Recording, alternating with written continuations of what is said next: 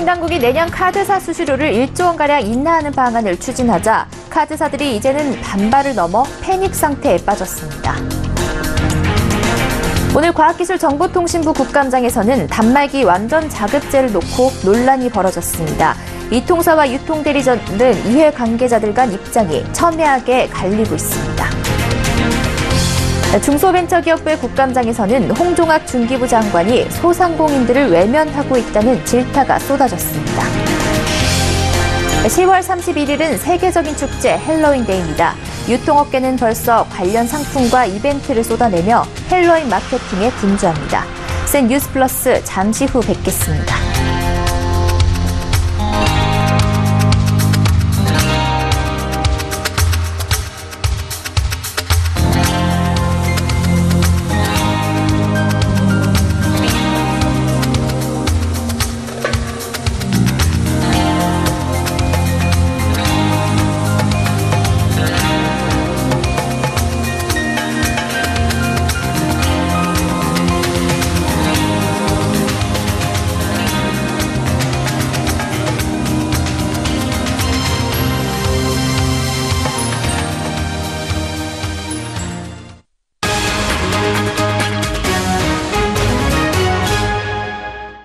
시청자 여러분 안녕하십니까? 센 뉴스 플러스 양한나입니다. 금융위원회가 내년에 수수료를 1조 원 줄이는 방안을 구상 중인 것으로 알려지면서 카드사들은 두 손 두 발 다 들었다며 패닉 상태에 빠졌습니다. 다음 달이면 그동안 진행해온 수수료 적격 비용 재산정 작업의 결과가 발표되는데요. 업계는 생존권을 위협받는다고 반발하면서도 정부와 정치권이 이미 방향을 정했다며 크게 좌절하고 있습니다. 정훈규 기자입니다. 금융당국이 추진 중인 카드 가맹점 수수료 인하 폭을 돈으로 환산하면 내년에만 1조 원에 달합니다. 바꿔 말하면 수수료 인하로 인한 카드업계의 타격이 1조 원이란 얘기입니다. 여기에 금리 상승기인 점을 고려하면 앞으로 카드사들의 조달 비용도 올라 실제로 업계가 입을 타격은 더 클 것이란 주장도 나옵니다. 한 카드사 관계자는 내년도 계획을 세우는 시기인데 사실상 두 손 두 발 다 들었다며 위기감을 표현했습니다. 지난 상반기 8개 전업카드사들이 번 돈은 다 합해서 약 9,600억 원 수준입니다. 업계 전체가 상반기에 번 돈을 다 내줘도 내년 인하폭에 못 미치는 셈입니다. 수시로 진행되는 수수료 인하에 이미 카드사 수익은 크게 악화하고 있습니다. 대표적으로 업계 1위인 신한카드는 올해 3분기까지 누적 순이익이 3,900억 원으로 지난해와 비교해 반토막이 났습니다. 업계 관계자는 내년에는 상위권 카드사들의 순이익이 고작 1,000억 원 수준에 그칠 수 있다고 우려했습니다. 카드사들은 생존을 위협받는 수준이라며 반발하고 있지만 정부와 정치권이 방향을 정해 큰 변화는 없을 것이라며 좌절하고 있습니다. 오늘 종합국정감사에 출석한 최종구 금융위원장은 상당한 수준의 실질적인 카드 수수료 인하가 이루어지도록 하겠다며 인하 방침을 재확인했습니다. 당국은 카드 수수료 적격 비용 산정 작업을 곧 마무리해 다음 달 중 발표할 계획입니다. 서울경제TV 정훈규입니다. 이번 과학기술정보통신부 국정감사에서는 단말기 완전 자급제가 가장 큰 화두였습니다. 단말기를 이통사 대리점이 아닌 제조업체에서 구매하게 함으로써 단말기 가격 경쟁을 통해 가격 인하를 유도하겠다는 건데요. 업계 의견은 첨예하게 갈리고 있습니다. 이보경 기자입니다. 단말기의 판매와 요금제 가입을 분리하는 단말기 완전 자급제. 제조사의 단말기 판매 경쟁이 심화되면서 단말기 가격이 낮아질 것이라는 취지에서 가계통신비 인하 대안으로 주목받고 있습니다. 그러나 이해관계자의 의견은 엇갈립니다. 우선 이동통신사들은 환영합니다. 특히 SK텔레콤은 단말기 완전 자급제가 도입되더라도 25% 선택 약정 할인을 유지하겠다고 밝혔습니다. 여러 통신사업자와 협의해야 되겠지만은 기본적으로 이러한 완전 자급제가 되기 위해서 선택 약정 할인 25% 하는 것을 기본적으로 유지하는 것을 검토하고 있습니다. 삼성전자는 소극적인 입장입니다. 완전 작업제에 대해서는 이게 법제화가 된다면은 삼성전자도 따르겠다. 일단 이런 입장을 먼저 말씀을 드립니다. 유통 문제라든가 고려해야 될 사안들에 대해서는 관계된 분들이 충분한 토의를 거치셨으면 좋겠습니다. 생계가 걸려있는 6만 명의 유통 대리점주들은 일제히 강력 반발에 나서고 있습니다. 이에 유영민 과학기술정보통신부 장관은 자급제에 대한 의견을 신중하게 바꿨습니다. 유 장관은 지난 10일 국감에서 자급제에 대한 동의를 표하며 적극적인 입장을 밝혔지만 오늘은 그 수단에 대해 법제화하는 대신 자급제를 활성화해야 한다며 그 수위를 낮췄습니다. 하지만 법제화를 하지 않으면서 자급제가 활성화될 수 있을지는 의문입니다. 정부가 어느 정도의 속도로다 몇 %대까지 그 단말기의 자금률을 끌어올리려고 하는 것인가. 대리점에서 근무하는 종업원들의 실업 문제, 실업 발생 문제에 대한 우려이기 때문에 근데 그 사람들을 갖다가 언제까지 그 사람들의 취업을 보장해 줄 수는 없는 거거든요. 그 사람들한테 어떤 방식으로 다른 조후 일자리를 전환시켜 나갈 것인가. 이해 관계자들의 입장 차이가 좁혀지기 힘든 가운데 완전 자급제의 묘수를 찾을 수 있을지 주목됩니다. 서울경제TV 이보경입니다. 오늘 열린 중소벤처기업부의 종합국감장을 메운 논란은 역시나 소상공인과 관련된 부분이었습니다. 정부가 최저임금 인상에 반대하며 정부와 결을 달리한 소상공인연합회 소속단체의 운영 실태를 조사한 것을 두고 재공방이 벌어졌습니다. 소상공인을 외면하는 장관이란 질타가 쏟아지며 정쟁으로 얼룩졌습니다. 김혜영 기자입니다. 오늘 중기부 국감은 정책국감이 아닌 정쟁국감으로 치닫았습니다. 논란의 중심은 최저임금 인상에 반대한 소상공인연합회 탄압과 위증. 이를 둘러싸고 의원들의 난타전이 이어졌습니다. 산하기관 유관 부처에다가 소상공인 가맹단체들의 활동 상황을 전부 다 전수조사시킨 것이 과연 바람직하다고 계속 강변하시는데 본 의원이 생각할 때는 지극히 부적절하다. 이 실체에 대해서 모릅니까? 라고 했더니 모릅니다. 이렇게 말씀하셨죠. 누가 요청했는지 실체도 확인하지 않고 의사결정을 하십니까? 결국 홍 장관의 자질이 도마 위에 올랐습니다.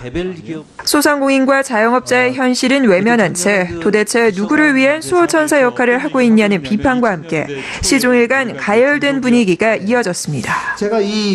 일부 의원은 사퇴의 목소리를 높이기도 했습니다. 이 중기부가 참 본연의 역할을 못한 채 이렇게 문정권의 신여로 전락하고 이 소상공인들 압박하고 있습니다. 국감장에서 위증으로 일관하고 있습니다. 그러나 홍 장관은 동의하기 어렵다는 입장입니다. 드리고 싶은 얘기는 제가 불필요한 발언을 한 게 있는지는 모르겠습니다만은 연합회를 탄압한 사실은 전혀 없습니다. 위증 지적이 잇따르자 여당이 방어전을 펼치기도 했지만 결국 오늘 국감은 소상공인을 둘러싼 논란만 오갔습니다. 창조경제혁신센터 운영 등도 도마에 올랐지만 정책과 관련된 부분은 대부분 빠져 있어 맹탕 국감이라는 지적도 나옵니다. 서울경제TV 김혜영입니다. 혁신성장 스타트업 주황색 호박에 눈, 코, 입을 파고 괴물이나 유령 분장을 하며 즐기는 미국에서 유래한 축제 헬로윈. 보통 10월 31일을 말하지만 당장 오늘 밤부터 홍대나 이태원 거리에는 헬로윈 분장을 한 수많은 시민들이 넘쳐날 겁니다. 최근 헬로윈데이 시장이 크게 확장되며 처음 한국에 들어왔을 때와는 완전히 다른 위상을 갖게 됐습니다. 때문에 유통업계는 톡톡 튀는 아이디어들을 내놓으며 열전을 벌이고 있습니다. 고현정 기자입니다. 버려진 한옥에 문이 열리면 숨겨진 마을이 나타납니다. 불 밝힌 초롱 사이로 저승사자와 처녀 귀신이 아른거리고 길끝에는 무엇이 튀어나올지 모를 우물이 있는 마당이 으스스합니다. 1988년 국내 최초로 헬로윈 파티를 선보인 하얏트 호텔은 오늘 30번째 컨셉으로 전설의 고향을 연상시키는 동양적인 헬로윈 행사를 준비했습니다. 할로윈 파티의 원조로서 올해는 한국식 할로윈 파티를 준비하고 있습니다. 안에 들어오시면은 처녀 귀신, 몽달 귀신, 더 많은 귀신들과 친해질 수 있습니다.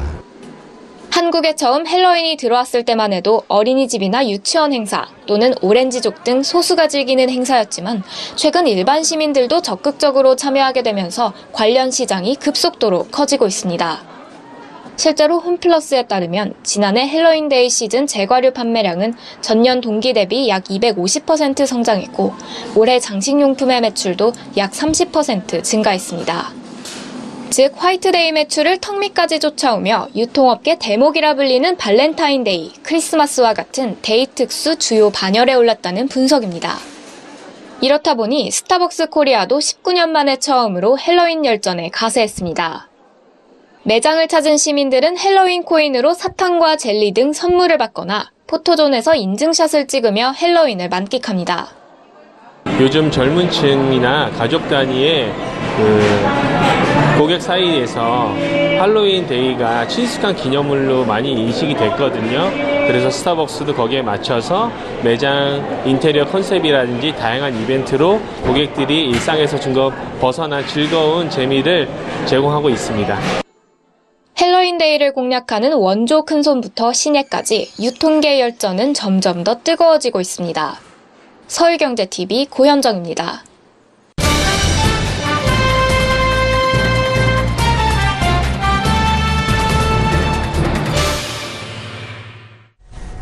빌린 돈을 미리 갚겠다고 해도 내야 하는 수수료. 금융사에서 돈을 빌린 고객이 만기 전 대출금을 갚을 경우 금융사에서 고객에게 벌칙성으로 물리는 중도상환 수수료입니다. 간단히 생각하면 빌린 돈을 빨리 갚겠다는데 왜 갚는 사람이 수수료를 내야 하나 싶을 수도 있지만 금융사는 자금 운용에 변수가 생기는 것이기 때문에 생겨난 제도라고 설명합니다. 오늘은 이 중도상환 수수료에 대해서 금융증권부 이하라 기자와 알아보겠습니다. 네, 기자, 우선은 이 은행에서 중도상환 수수료가 만들어지게 된 배경을 듣고 싶은데요. 네, 보통 돈을 대출해간 고객이 대출금 상환 만기일이 되기 전에 대출금을 갚을 경우 금융사에서 별로 손해를 보지 않는 게 일반적입니다. 그러나 그렇지 않은 경우가 있습니다. 예금을 받아서 대출을 해주고 그러면서 대출이자를 받아서 예금을 주는 일반적인 금융사 업무를 생각해보면 이해가 빠를 텐데요. 금융사가 고객에게 빌려준 대출금의 이자로 예금 이자를 충당하려고 했는데 고객이 대출금을 만기 전에 모두 갚아버리면 금융사 쪽에서는 손해를 볼 수 있습니다. 고객이 대출금을 만기 전에 모두 갚았을 때 금융사는 남은 기간에 받으려고 계획했던 대출 이자를 받지 못하는 상황이 발생하기 때문인데요. 이런 상황에서 예금 고객들에게는 반드시 예금 이자를 줘야 하기 때문에 금융사 입장에서는 손해를 보는 변수가 생깁니다. 중도상환 수수료는 이런 금융사의 손해를 차단할 목적으로 고객이 대출금을 미리 갚을 경우에 물리는 벌금의 성격이 강합니다. 네, 그러니까 고객이 빨리 돈을 갚아주더라도 오히려 이 자금 운용 측면에서 금융사가 손해를 볼 수 있다는 얘기인데요. 언제부터 이 제도가 생겨난 겁니까? 사실 한국에서는 IMF 사태 이전까지만 해도 금리가 계속 오르고 있었기 때문에 대출금을 미리 갚는 경우가 거의 없었는데요. 그러나 그 이후에 금리가 점점 낮아지면서 중도에 갚아버리는 고객들이 많아졌습니다. 이렇게 되면 은행들이 자금 운용으로 계획했던 대출이자를 받지 못하게 되고 결국 손해로 이어지게 되니까 은행들이 대출 상환 수수료 제도를 채택하기 시작한 겁니다. 1999년을 전후로 해서 은행을 비롯한 대형 보험회사들이 이 제도를 채택해서 중도상환 수수료를 부과하고 있습니다. 수수료율은 만기까지 남은 기간과 대출 잔액을 측정해서 부과를 하는데 통상 대출금의 1.5% 안팎으로 책정되고 있습니다. 네, 그런데 이 은행권 수익을 살펴보면 특히 4대 시중은행들이 이 중도상환 수수료로 벌어들이는 수입이 꽤 쏠쏠하다고요. 네, 그렇습니다. 국회 정무위 소속 민주평화당 장병환 의원의 국정감사 자료를 보면 지난해 KB국민은행과 신한은행, 우리은행, 그리고 KEB 하나은행 등 4대 시중은행이 대출 중도상환 수수료로 걷어들인 금액이 2,064억 원에 달했습니다. 2014년에는 2,121억 원, 2015년에는 2,703억 원, 2016년에는 2,339억 원으로 매 2천억 원을 웃돌았습니다. 올해도 4대 시중은행이 상반기에만 중도상환 수수료로 벌어들인 금액이 1,049억 원이라고 합니다. 은행 대출 고객 중에서 대출 중도상환을 희망하는 고객이 얼마나 되는지를 알 수 없기 때문에 중도상환 수수료를 없앴을 경우에 은행이 보게 될 손해를 완벽하게 측정할 수 없는 것은 사실입니다. 네, 그런데 최근에는 온라인이나 스마트폰으로 은행 거래를 많이 하잖아요. 은행들도 역시 그 비대면 서비스를 적극적으로 강화하고 있는데 이 중도상환 수수료에는 어떤 변화가 없습니까? 네, 그렇습니다. 처음 이 수수료 제도가 만들어질 때만 해도 무조건 대출 고객은 창구를 찾아서 대출 신청을 해야 했습니다. 은행 입장에서는 대출금이 예정보다 빨리 상환되면 그 돈을 다른 방식으로 운용하기 위해서 다른 상품을 또 판매해야 했습니다. 이 과정에서 발생하는 비용이 만만치 않았던 거죠. 그런데 지금은 모바일로 24시간 대출을 신청할 수 있고 시스템에 의해서 자동으로 대출이 이루어지는 환경입니다. 다시 말해서 대출금이 중도에 상환돼도 은행이 다른 상품을 재판매하기 위해 들일 비용이 예전보다 많지 않다는 거죠. 네, 인터넷 은행의 경우는 출범 당시부터 모든 서비스를 비대면으로 시작을 했기 때문에 이 중도 상환 수수료를 면제해주고 있다고요? 네, 그렇습니다. 실제로 이제 막 첫 돌이 지난 카카오뱅크는 출범 때부터 중도 상환 수수료를 받지 않고 있습니다. 카카오뱅크 자료를 보면 출범 이후 대출 고객의 46%가량이 중도 상환을 했다고 합니다. 카카오뱅크 측은 10만 명이 넘는 대출 고객이 대출금 중도 상환을 했고 이 고객들이 중도 상환을 하면서 절감한 금액이 70억 원가량 된다고 말했습니다. 바꿔 말해서 은행이 중도 상환 수수료를 받지 않는다면 자금 여유가 생기는 대로 만기 전에 대출금을 갚고 싶어하는 고객들이 많다고 볼 수 있습니다. 네, 오늘 금융당국 국정감사에서도 이 중도 상환 수수료 인하 방안에 대한 이야기가 나왔다고요?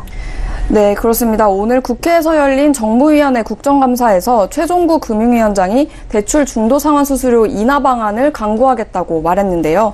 질의했던 민주평화당 장병환 의원의 이야기 직접 들어보시죠. 최종구 금융위원장은 중도상환 수수료를 대폭 인하해야 한다는 제 의견에 공감을 표시하면서 11월 중에 이 관련 영역이 마무리되는 대로 즉시 중도상환 수수료를 대폭 인하하는 조치를 취하겠다고 약속을 했습니다. 사실 국회에서 대출 중도 상환 수수료 이야기가 이번에 처음 나온 것은 아닙니다. 2012년 10월 국정감사에서 처음으로 은행의 중도 상환 수수료 문제에 대한 이야기가 나왔었는데요. 아직 이렇다 할 변화는 없는 상황입니다. 네, 이제는 중도 상환 수수료 부과책에 대한 검토가 좀 적극적으로 필요해 보입니다. 이하라 기자와 이야기 나눠봤습니다. 고맙습니다. 감사합니다.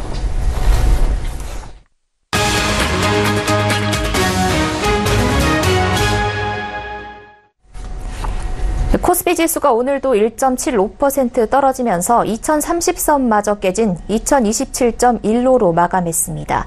이로써 4거래일째 연중 최저치를 경신한 코스피는 장중엔 2010선도 무너지며 2008.72까지 급락하기도 했습니다.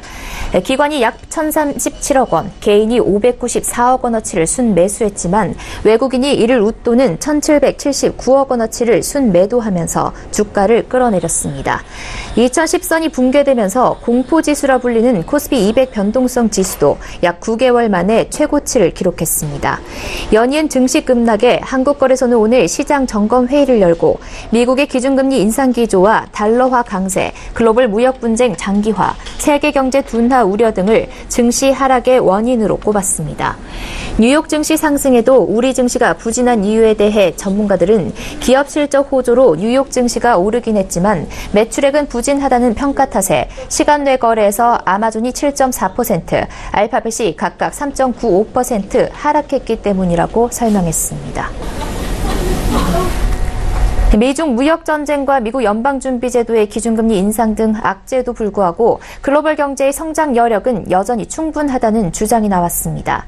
베어링 자산운용은 오늘 발표한 4분기 시장 전망 보고서를 통해 전 세계 다양한 지역에서 여러 악재에도 불구하고 성장 가치를 지닌 우량한 소비재와 산업재, 기술 업종의 기업들을 찾을 수 있었다며 이같이 밝혔습니다. 특히 클라우드 컴퓨팅과 스마트폰, 전기차 및 자율주행차, 전자상거래 등 분야에서 급격한 혁신이 이루어지면서 이와 관련된 기술업체를 중심으로 산업 지형이 바뀌고 있다고 강조했습니다. 최근 우려가 커지고 있는 신흥국 경제에 대해서도 터키와 아르헨티나의 상황이 우려스러운 건 사실이지만 오늘날 신흥시장은 양호한 재정과 경상수지로 글로벌 유동성 긴축을 극복할 수 있을 만큼 단단해졌다며 개선의 여지가 있다고 설명했습니다. 내년 지주사 전환을 앞둔 우리은행이 사상 최대 실적을 기록하며 KB금융과 신한금융에 이은 3위권의 성적을 냈습니다. 우리은행은 연결 기준으로 3분기까지 당기순이익이 1조 9,034억 원으로 집계됐다고 공시했습니다. 이는 작년 같은 기간에 견줘 38% 늘어난 규모로 지난 한 해 거둬들인 순이익 약 1조 5천억 원을 넘어선 사상 최대 실적입니다. 우리은행 관계자는 자산관리와 자본시장, 글로벌 위주의 수익 확대 전략과 철저한 건전성 관리로 수익 창출 능력이 한 단계 업그레이드된 결과라며 지주사로 전환되면 비은행 부문으로의 사업 다각화로 그룹의 수익 기반이 더 향상될 것이라고 말했습니다. 하나금융 지주 역시 올해 3분기까지 역대 최대 실적을 냈습니다. 하나금융의 올해 3분 누적 당기순이익은 1조 8,921억 원입니다. 이는 작년 같은 기간보다 22.8% 늘어난 규모로 분기 누적 기준 2005년 12월 지주사 설립 이래 최고 성적입니다. 하나금융은 3분기 특별퇴직 비용 등 약 880억 원의 일회성 비용이 발생했지만 이자이익과 수수료이익 등 핵심 이익이 증가한 영향이 컸다고 설명했습니다. 경찰이 금융상품을 판매할 때 중요 사항을 알리지 않은 혐의로 하나투자증권 본사를 압수수색했습니다. 서울지방경찰청 국제범죄수사대는 오늘 여의도동 하나투자증권 본사 사무실에 수사관 6명을 보내 관련 자료를 확보했습니다. 경찰은 하나투자증권 직원 신모 씨가 금융상품을 팔면서 중요 사안을 알리지 않아 손해가 발생했다는 현대차증권의 고소를 접수해 수사에 들어갔습니다. 하나투자증권은 현대차증권의 고소에 따라 경찰이 중국 국제에너지 화공집단의 자산 유동화 기업 어음 발행을 담당했던 실무자 1명에 대한 개인 PC와 서류를 압수수색했다고 밝혔습니다. 경찰은 확보한 자료를 토대로 신 씨가 특정 경제범죄 가중처벌 등에 관한 법률을 위반했는지 검토할 방침입니다. 올해 들어 전국의 땅값이 일제히 오른 가운데 특히 남북관계 개선 기대감으로 경기도 파주와 강원도 고성 등 접경 지역의 땅값이 크게 상승했습니다. 국토교통부에 따르면 올해 3분기까지 전국 땅값은 3.33% 상승했는데 이는 작년 3분기까지의 누계보다 0.41%포인트 높은 수치입니다. 17개 특별광역시와 도의 땅값이 모두 올랐고 특히 세종시가 5.42%로 가장 많이 올랐으며 부산과 서울, 제주도가 뒤를 이었습니다. 시군 구별로는 남북관계 개선과 경제협력에 대한 기대감으로 경기도 파주시와 강원도 고성군이 각각 8.14%, 6.51% 오르며 높은 상승률을 보였습니다. NH농협은행이 오픈 API 기반 P2P 자금 관리 API 서비스 특허 등록을 했다고 오늘 밝혔습니다. 작년 5월 출시한 P2P 자금 관리 API는 고객의 투자 자금을 P2P 업체의 계좌를 거치지 않고 NH농협은행 계정에 분리 보관하는 서비스입니다. 이 서비스를 이용하는 P2P 업체 투자자들의 자금 안정성은 한층 더 강화될 전망입니다. 농협은행 관계자는 이번 특허 취득으로 오픈 API 처리 장치와 핀테크 보안 인증 등 총 6개의 오픈 API 관련 BM 특허를 확보했다며 앞으로 지속적인 금융 오픈 API 특허 취득을 통해 핀테크 신규 사업에 더욱 박차를 가할 것이라고 설명했습니다. 이어 핀테크 관련 지식재산권을 지속적으로 확보해 디지털 1등 은행으로 거듭나겠다는 포부를 밝혔습니다. 보건복지부에 따르면 노인 혼자 쓸쓸히 죽음을 맞이하는 무연고 사망, 이른바 고독사가 매년 늘어 최근 5년간 3,331명에 달했습니다. 국회 보건복지위원회 소속 기동민 의원은 지역사회 차원에서 노인을 돌보는 커뮤니티 케어를 속히 도입해야 한다고 강조했습니다. 주택 매매로 10억 원 이상을 번 서울 시민의 54%가 강남, 송파, 서초 거주자였습니다. 이들의 주택 판매 수는 3년 새 3.7%로 불어난 1,011건이며 양도차익 총액은 1조 4,778억 원이었습니다. 한국소비자원은 오늘 무선 충전기 위조품 사용 중 제품 후면이 과열돼 녹았다는 사례가 접수돼 조사에 착수했습니다. 소비자원은 위조품의 경우 과열로 인한 화상 위험이 높기 때문에 구매 전 반드시 KC 마크를 확인하고 정품을 구매해야 한다고 강조했습니다. 정부가 태풍 위트로 사이판에 발이 묶인 우리 관광객의 조기 귀국을 위해 현지에 군수송기를 파견하기로 했습니다. 외교부는 이날 국토교통부와 국방부, 국무조정실 등과 긴급 대책회의를 열어 27일 군수송기 한 대를 파견키로 하고 사이판의 영공 통과 및 공항 착륙 허가를 요청했습니다.